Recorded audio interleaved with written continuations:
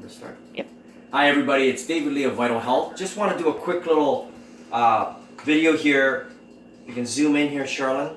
So I'm doing brown rice. So this is California brown rice, which you can buy at a Korean food store. It's kind of a special short grain, very grainy brown rice. It'll take about 35 minutes to boil and cook. You'll have to use about 3.5 cups of water.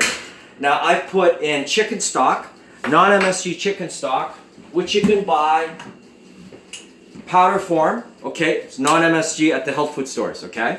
So I put a teaspoon of that in boiled water.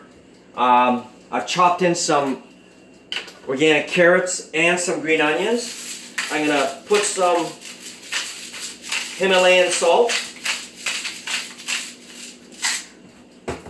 some black pepper, a little bit of dried parsley,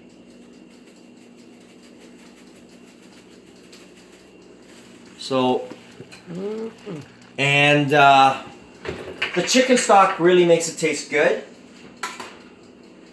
And it just kind of makes your rice taste good, and you can have that with sesame oil and other things as well. I'll even put some a little bit of plum sauce on it when I eat my food. That's a quick recipe. Take care.